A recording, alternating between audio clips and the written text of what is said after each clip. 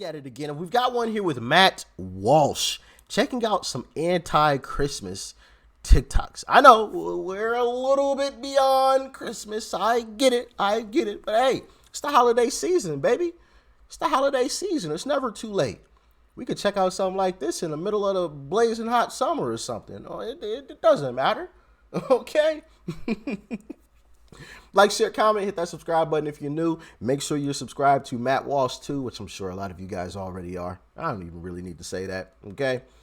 And with that being said, let's dive in.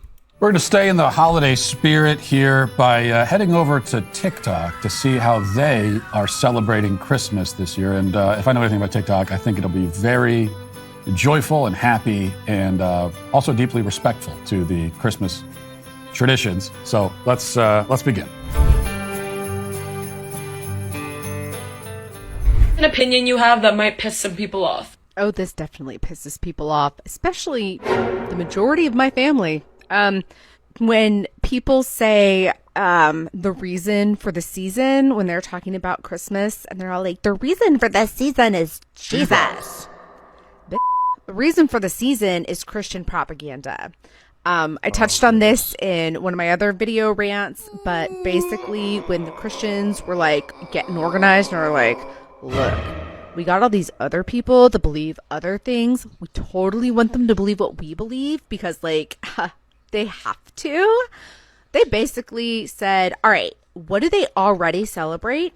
Let's just co-opt that and change it so that instead of worshiping like whatever like heathen gods they're worshiping, they're going to like substitute like Jesus and the God Almighty Lord whatever. And so they did. And that's why we have Christmas, which is Yule. What is it called? It's the winter solstice. Hold on, wait a second. We have Christmas.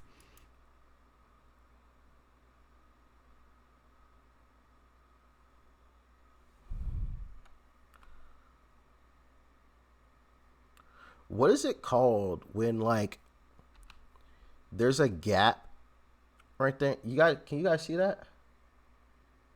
Isn't that called something?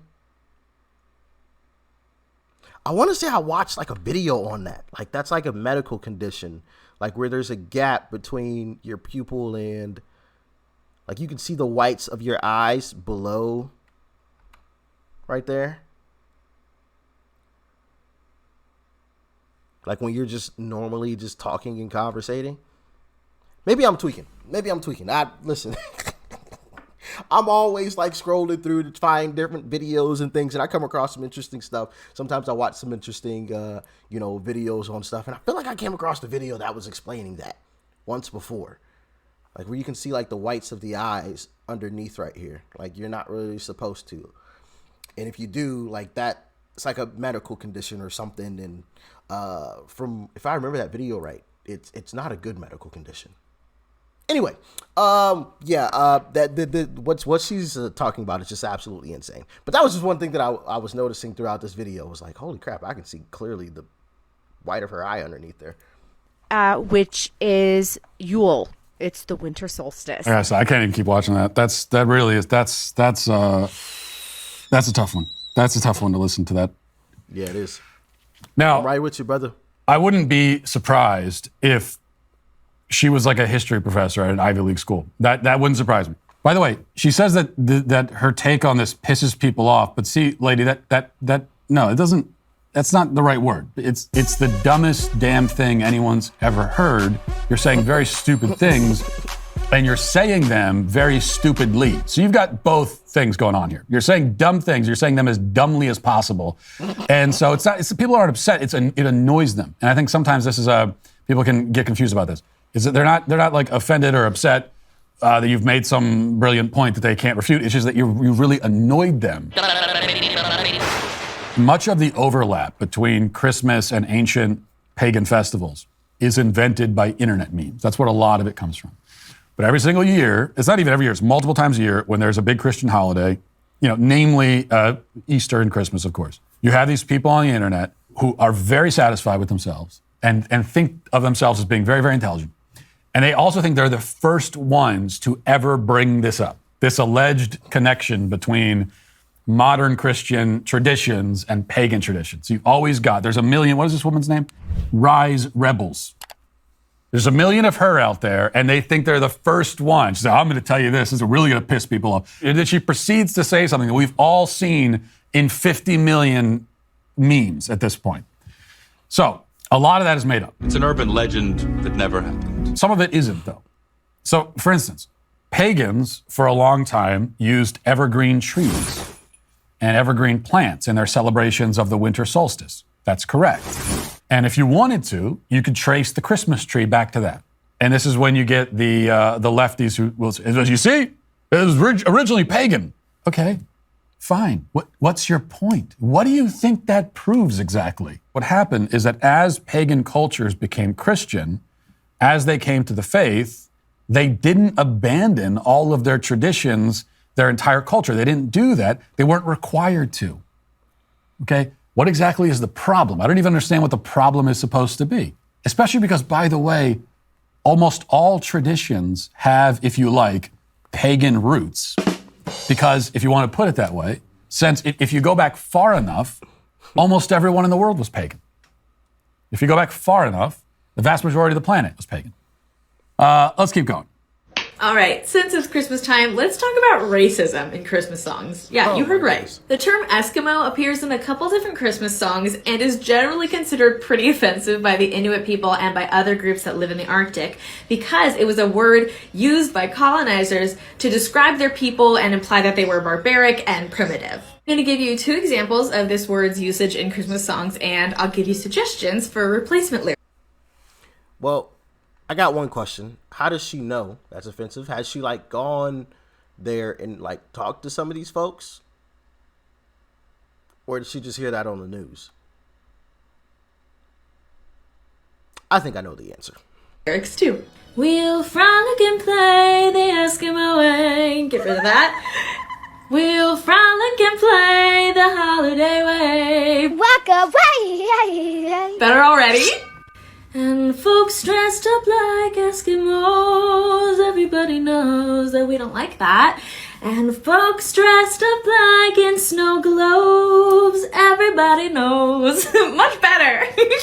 Merry Christmas, don't be racist. Okay. So a couple things here. First of all, we see again how the leftists on TikTok think that they're blowing our minds. She says, do you know there's racist? I'm going to tell you how some regular Christmas songs are racist. You heard that right. Get ready for this. It's like, yeah, we know. If we're watching a TikTok video, we know we're about to see some white girl explain to us why something totally innocuous is racist. We know that. We know that's where this is going immediately. You say that the word Eskimo, that Inuit people and others who live in the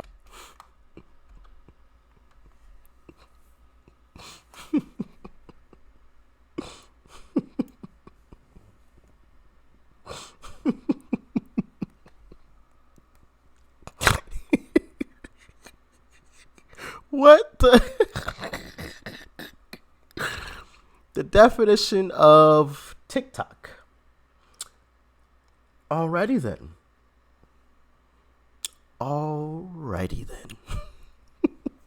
is racist. We know that. We know that's where this is going immediately.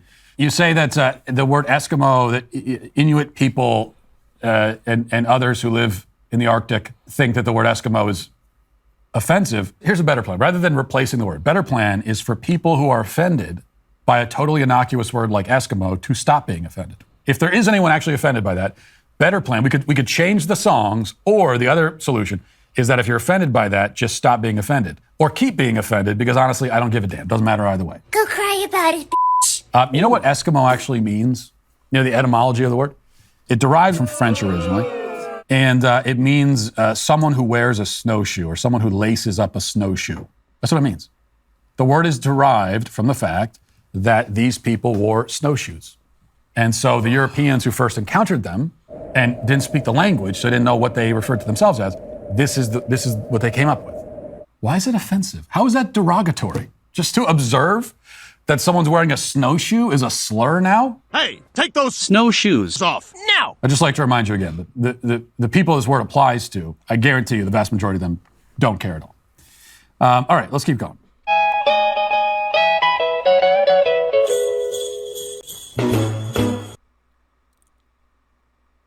This is about to be the worst list ever.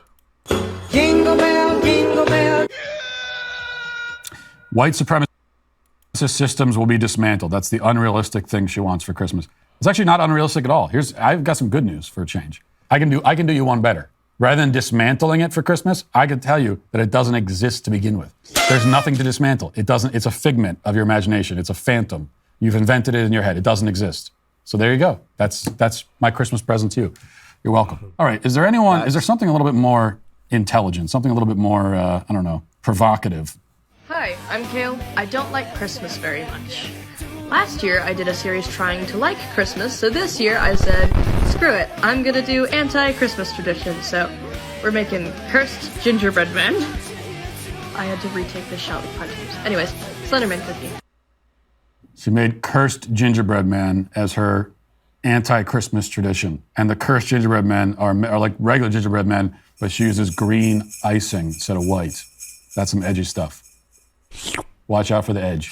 You might cut yourself on this edge. Now that's edgy as I don't even feel right making fun of this one because she's like probably 16 or something, trying desperately to be defiant and rebellious. And unfortunately, this is the situation kids are in these days. Like we all went through phases when we were kids. We're really awkward phases of trying to be rebellious and defiant.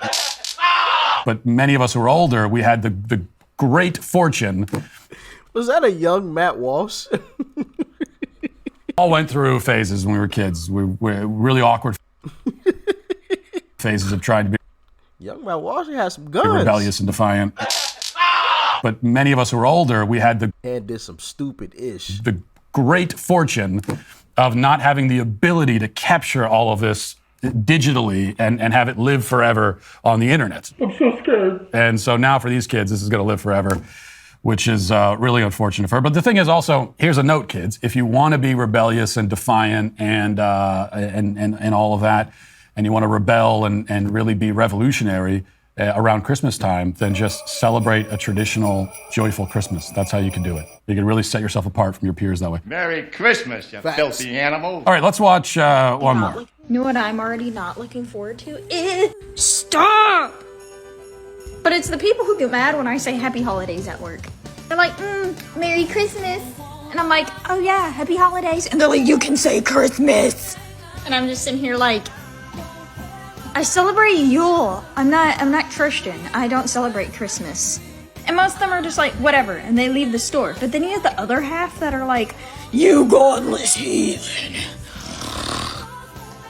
I'm like, please, leave me alone.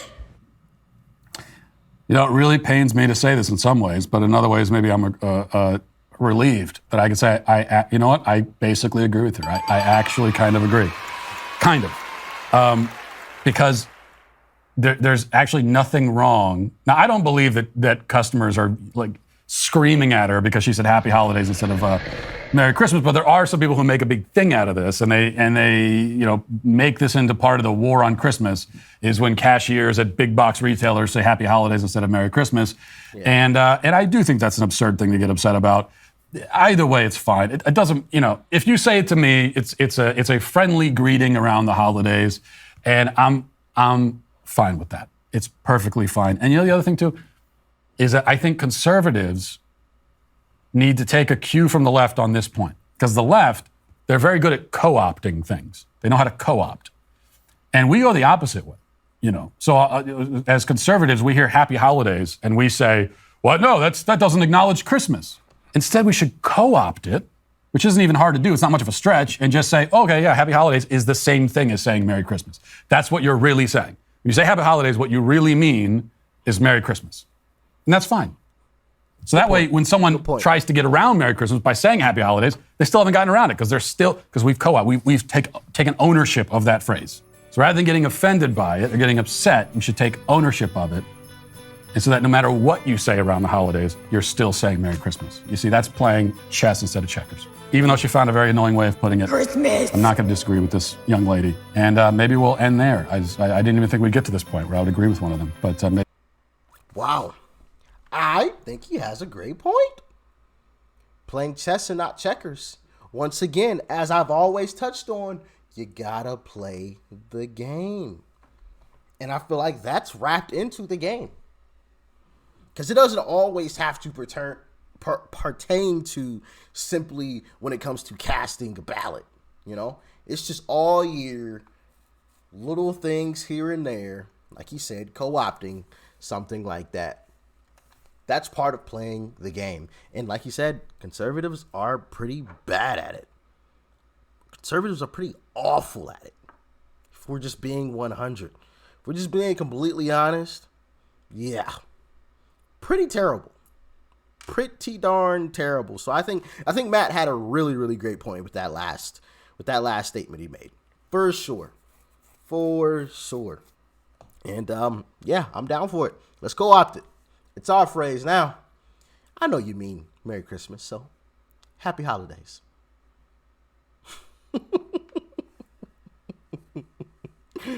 Absolutely. And they'll come up with something else. They'll come up with another phrase. Okay? We'll co-opt that too. And you just keep playing that game. Right? Until people just finally give in and say, you know what? Merry Christmas. Okay? It's not going to harm me to say Merry Christmas, you know? I'm not saying that you have to have people, you know, follow exactly what it is that you say. You know, I'm not trying to be that type of person. And like you said, it's not even meant to be disrespectful anyway. Like, I'm not going to go out of my way to, you know, start some type of confrontation most of the time, 99.9% of the time, you know, especially when I'm out in public in a grocery store, like, oh, you're that type. Like, no. That's just, I just feel like a complete idiot doing something like that, you know, causing a big scene. But that's just me. Y'all can let me know how y'all felt about all of this in the comment section below. Did you agree with what Matt said there at the end and what I said about what Matt said? Let me know in the comment section. All right. Y'all stay safe out there. Peace and love. I'm out.